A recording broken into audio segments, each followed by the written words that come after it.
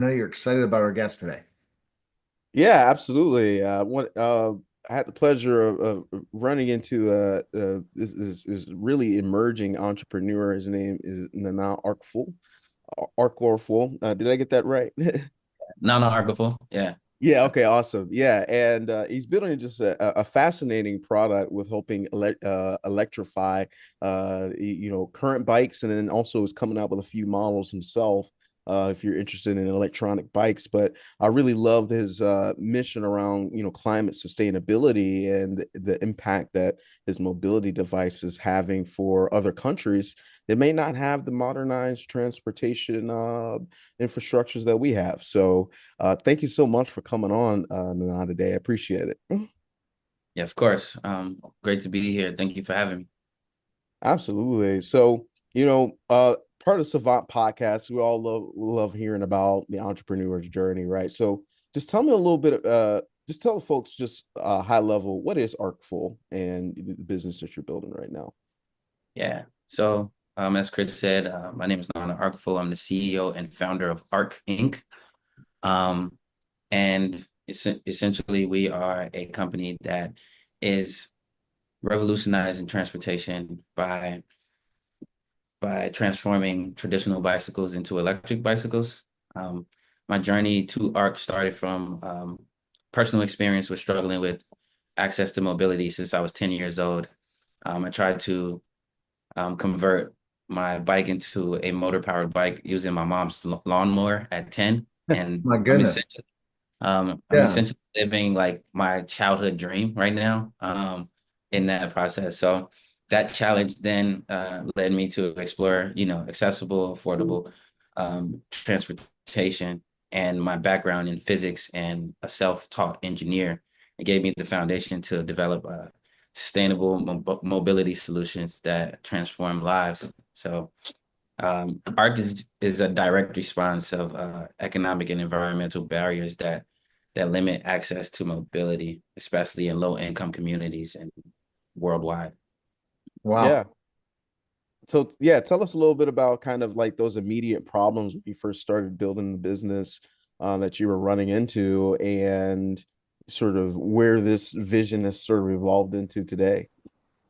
Yeah, so it started with like I said when I was 10 years old, but it kind of fast forward after completing college at Morehouse University or Morehouse College. I got a text from my dad, and he was saying that he was converting, sorry if lost me. He was converting a car to an electric car. And so I immediately jumped at the idea. I booked my first flight back to Ghana. I hadn't been back to Ghana. I left when I was 7 years old. And I returned when I was 25. So it had been 18 years since I had even touched the soil in Ghana. But that was the motivation that led me back home, to build an electric car with my dad. And so after that, I just realized that, mobility could be more accessible, and mobility equaled opportunity. So access to reliable transportation means access to jobs, education, and essential services. And I saw a pathway through electrifying vehicles, transportation, period, where it could be more affordable and more accessible, Hmm. and building solutions that serve real people, from like the gig economy to small businesses and municipality fleets worldwide. So Yeah, no, that's essentially awesome. Yeah. we developed, this Yeah. So help for the audience, help us paint the picture of the product and what you've built. Um, yeah. yeah, I think that'll help. Yeah, so it's a conversion kit, right? At the lowest level, right? So it's a Right. conversion kit that allows you to transform your pedal bike into an electric bike. So there are four components. There's a power unit, a motor, a display, and a throttle. And you install all of these components using our either we have an instruction manual, or you can use our videos that we have on YouTube to convert your bicycle to an electric bike. And We focus mainly on road bikes and mountain bikes, and Mm, where you know, install these components and transform your bicycle into an electric bike, and get out there and have access to mobility. So it goes 20 miles per hour. That's usually the standard in most cities. That's the limit for electric bicycles, and it goes 20 miles in range. So that's still uh, pretty good.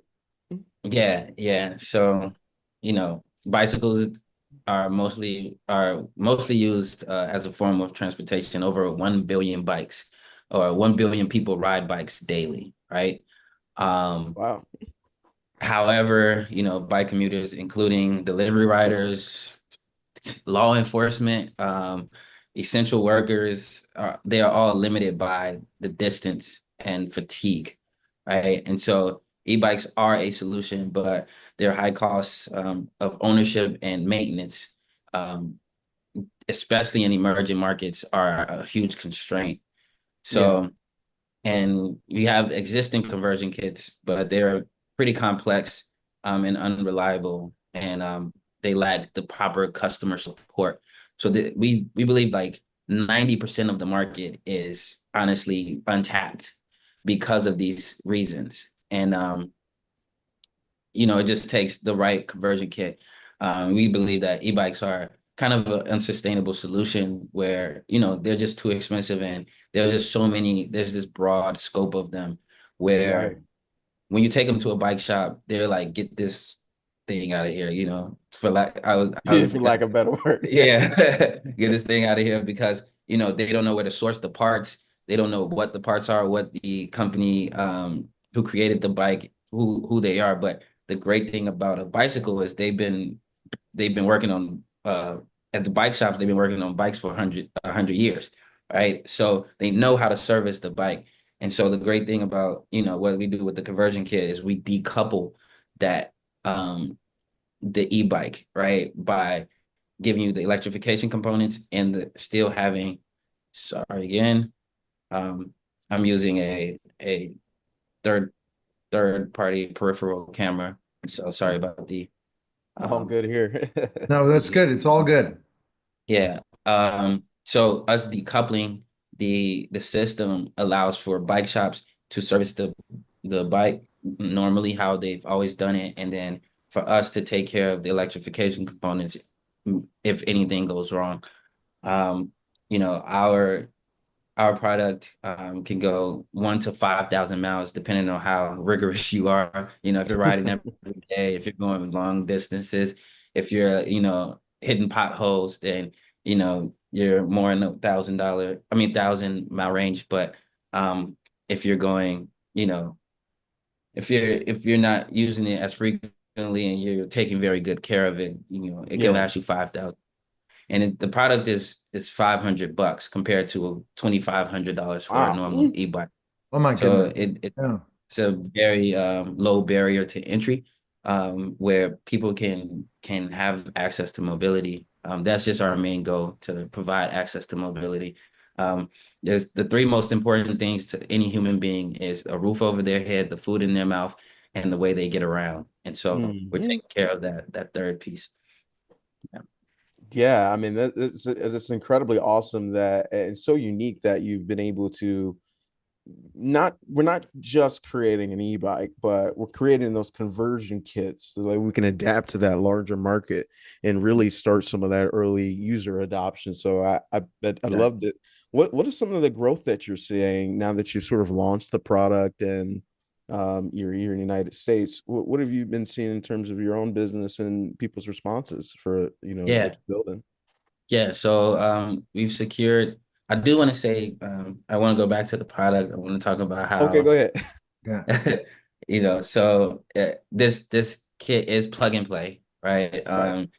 It can electrify a bike in minutes, right? Using minimal tools and expertise, right? So you don't have to be an engineer, which most kits you kind of have to be an electrical engineer to put them together. Mhm. Um, and we have other products coming down the pipeline, but this one is that main focus, our MVP, which, like I said, goes 20 miles per hour and 20 miles in range. It's meant to be affordable, durable, and easy to maintain. And so it makes it easy for these, low income or that first adoption, that market, those Mm. customers. As far as growth, we've secured early customers. We've been getting feedback and innovating on top of that feedback, and we've in generating revenue. So that proves that there's demand, right? We also Right. have a wait list of customers that are waiting to have access. I'm We're pretty sure I'm on that wait list. I'm looking at Yeah. it right now. So we're kind of teetering that process so that we're getting quality products out there. We've also received grants and investments to Awesome. develop our business and our products. And Fantastic. yeah, we're currently testing. As far as the grants and investments, so we are at $165,000. That was all of 2024. That's how much we raised in 2024. We're Mm. looking to raise another 300,000 this year, 2025. Mm. So yeah, so we're currently testing in the real world environments, and we're refining, like I said, and innovating on top of that. Um, we're testing in America, and we're also testing in Africa, West Africa, and the kind of the difference that I'm seeing in these markets are one, West Africa is untapped, period, when it comes to Hmm. conversion. There are Right. e-bikes out there, but like I said, that maintenance piece still leaves that most of the market untapped. Um, and so we're the only one kind of in the conversion kit market focused on these emerging markets, whereas other conversion kits are focused on like well-developed markets where most customers like in America they'll like go for the e-bike Hmm. because once it breaks down they buy a new e-bike. Oh, But just keep not that recycling. many people can do that, right? So Right. like I said, roughly 86% of the market is untapped because of that. Um, so when you go to markets like in Ghana, people are noticing like, man, they can start businesses with these conversion kits, right? Where they can offer fleets for, delivery riders or, Oh, Yeah. wow. gig economy, workers and things like Hmm. that. So they're like, I want 10, and in Yeah, and America, you don't oh, need this is charging cool. stations or anything, do you? Yeah, You you just don't need a charging normal. station. You just plug it in the wall, right next to your phone, right? So there's in America they're like, oh man, this is cool. I want one, but in Ghana Right. they're like 10, because they see a business opportunity with it. Um, so we want to definitely we're launching in Ghana in the summer, and we'll be able to kind of iterate on top of that launch once we get it started. But yeah, there's great demand and there's Yeah. like opportunity for scale in those markets, even when it comes to, universities are looking into, purchasing some for their students. And that's anywhere. That could be, in America or here, Mhm. or in South America, Central America. There's a need for mobility across the board, all over the world. So Yeah. we want to fill that void. And that's what we're doing every day. That's what we're taking. You're definitely filling that void, and you see this in bigger cities, the bikes coming out, right? Yeah. And you see them all. A lot of them are electronic differently than bikes, right? Like you're Mhm. seeing them in all these. What other competitors are you seeing, or others that are doing similar to what you're doing in these bigger cities? I see it in Pittsburgh. I see it in different places where that you or in Texas, you can get these bikes. Or is that kind of similar to your It's product? it's pretty similar. When you just talk about the overarching problem of access to mobility, but for example, I don't know if I want to say the city yet, because we're still working on a Right. couple iterations, but excuse me. I'm actually meeting with them right after you. So Oh, they have wow. this Department of Mobility where there's a problem with their, like in Chicago we have Divvy, right? Right. Yeah. So their version of Divvy, which is a bike sharing platform for anyone who may not know what Divvy is, watching the podcast, and their their version is actually looking to expand into more e-bikes. So I think they're 75% pedal, 25% e-bike. And so they're looking to expand to make it 50-50. And what they're trying to avoid is buying brand new e-bikes. So that's where we kind of step in is we have Mm, conversion kits where we can convert their existing pedal bikes into e-bikes. Yes, we'll have to um, in, include proprietary kind of componentry to make it where they're not, you can't take the power units off, you can't take the right. motors off, things like that. But integrating with companies like that will allow us to provide them the opportunity to convert rather than buying, brand new e-bikes and then just throwing away their pedal bikes. So we're exploring opportunities like that. And so we kind of like fit in the mold, it's Yeah, that's a like great no one B2B is a play. competitor. Everyone is a potential collaborator, to be honest. Right. No, Right. that It makes complete sense. And I was seeing those specific things in cities and I'm wondering, wow, this is really good to get people to go out there. And I guess the motor end compared to a regular bicycle, it'll be much more easier for to get around the city yeah. or place. Yeah, Oh the yeah. average person can bike 3 miles before they are like, F this, I'm out. Like where's the Uber, right? And so, we expand that by 6 times by allowing them to go 20 miles, you Mm, know. So we don't take away the, you know, um, the pedals, right? And so you can still exercise, but say you end up in Indiana, you can get back to Chicago, without having to worry about, man, I'm tired now. I'm sweating. right. Um, I'm gonna have to take a break and an hour, 2 hour break where I can't just get back home. Um, it's getting dark. Whatever the constraints may be. Now they are alleviated with the access to just power back, you know. Yeah. However you kind of see it, if it's just access to mobility, if it's kind of you want to meet yourself in the middle where you are, pedaling half and powering the other half. You have that opportunity now. That's great. Yeah, you can keep both and I can switch off between the power mode and the, manual mode whenever I need to. Yep. Um, on this podcast, we interview a lot of folks who either have a service business, software as a service, some Right. type of platform. But specifically, you're really one of our first sort of hardware business owners. Can you talk about some of those unique challenges that you may be facing as a hardware owner, Yeah. business owner that other people should be aware of, or pitfalls? Yeah. So hard tech is literally in the name. It's hard. It's difficult. Yeah, Yeah, it's not for the faint of heart.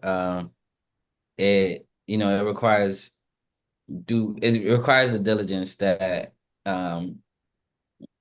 you may kind of think it does. And it requires just the tenacity. Um, all businesses require tenacity, but I think when it comes to hard tech and building products, especially in the political landscape that we're in right now, it takes that it takes a good why, right? It takes a, mm, a very impactful why to keep it going. With software, it's something that's just on the computer or a form of a computer or phone, right?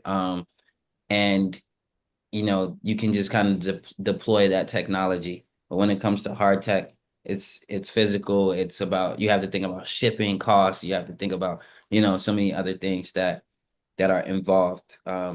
So it takes a very, very strong why to keep you going. And my why, like I said, is it's a 20-year why, right? Starting with me at 10 years old, but looking at the billion other people on the planet that could have that same opportunity. Um, so for me, like I have a vehicle because I have a child and I have to transport my child. And if I was in a friendlier environment, I probably would just e-bike him, everywhere too. Right. But you know, at times where my vehicle wasn't working, I had issues, man, I cannot tell you how the e-bike has just saved me. Like 3 weeks ago, my battery died in my car right before I have to go pick up my son from school. And I was able to take my e-bike to AutoZone and get a battery and get back. There you go. Yeah, and so Wow. Yeah. avoiding the cost of an Uber, avoiding the cost of, my own like legs having to walk, Right. That's a having to cost catch the too. bus or anything like that. It was like, you know, um, I had that access to that opportunity, to just that accessibility. So e-bikes are a game changer. I think everybody understands that. It just comes down to what the real problem is, and the real problem is this fragmented, overpriced, no access to maintenance. Mm, Um, you know, there that's what the true problem is. Yeah. It's coming from lack of access to mobility. It's here, but how do we address it on a larger scale, right? Wow. With that 14% of people who can just buy multiple e-bikes. Oh, I have 7 e-bikes in my garage. That's great. How about you donate one of them? Or right. how about companies think about, the people who have less, that are still honestly the people who are powering the economy, right? So if Right. they don't have The main access workers. to their job, they don't have access to education, and Right. essential things, then they can't help power the economy like we need them to. So let's empower everyone, and not just the 1% or the technically 14%. It's interesting, Chris, and I'm going to jump and have you have a final question, and you have your final question. Okay. That really if he has a global business, this is not just, the United States is still really not figuring this out. He has a global business that can go all over the globe, providing this technology, this opportunity, for mobility. Don't you agree, Chris? Oh, absolutely. I mean, United States probably may not be the initial target market, like you mentioned.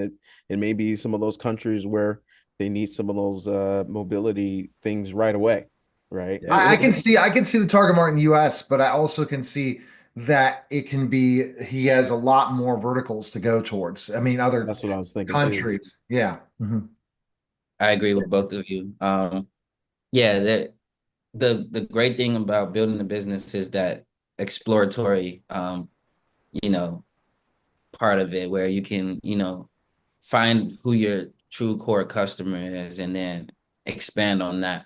So that's where we are right now. We're learning about our customers, and Mm. we understand where our product meets that. It's just about how to scale that now. Yeah. Yeah, no, I think it's great to stay in that exploratory, keep that curiosity, because companies scale up and they forget, the origins and why they're in it for the first place, and Yeah. the product gets muddled down the road. But my last question really is, for an aspiring hardware founder, maybe you're newer or existing, what are some insights that you want to leave our audience here today? Um, Yeah.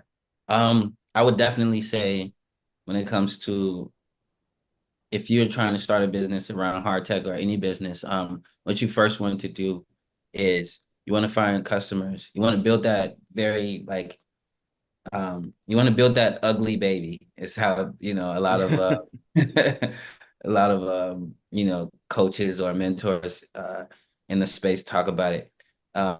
Build that ugly baby, take it to people, and show people, as many people as you can, and try to see if they will purchase something like that. And then when they do, you know, offer their coin, um, build something that is presentable. That's exactly what I did.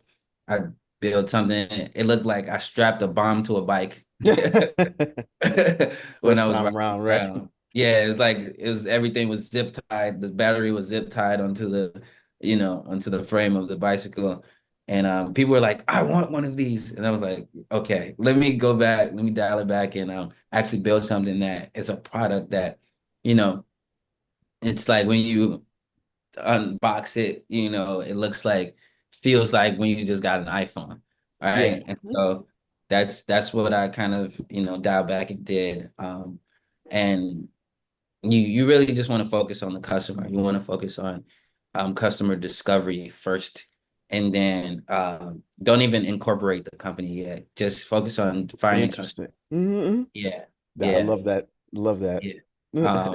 And then once you find enough customers, use the money that they pay you to incorporate your company. And then when you're ready to scale, go out for investment.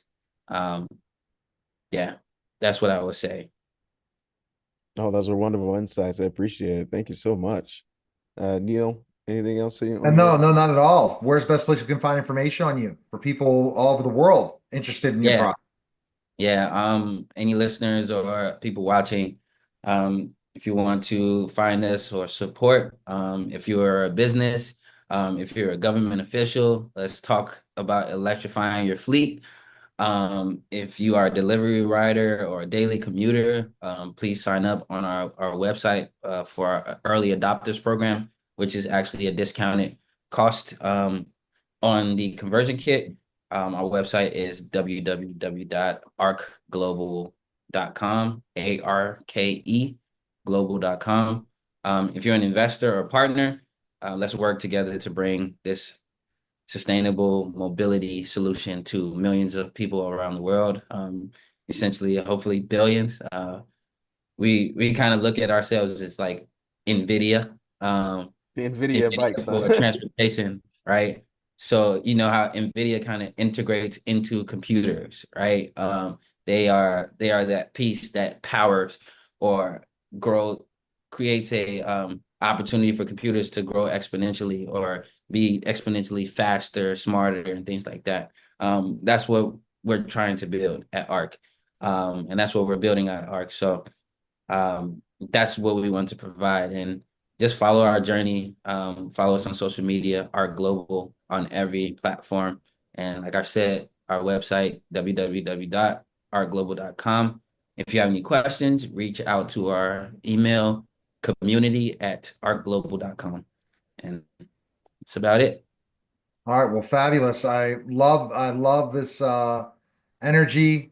Chris, it's definitely somebody that needs to go to Shark Tank. That's where Oh I'm yeah, big time. He needs to go to Shark Tank, that's for sure. That's Appreciate my it. biggest uh tip right here is you have something, and I don't know what your competitor analysis is, but you need to go to Shark Tank with your story. Much Well, I was gonna appreciated. say, Neil, you interview one of them, right? Yeah, I've interviewed a few of them. It's an interesting process, but who knows? We'll see what happens. All right, that was a special. And go to savantrepreneur.com and also go to uxbright.com. Appreciate it, Chris. Thanks again. That was a special simulcast of the Neil Haley Show.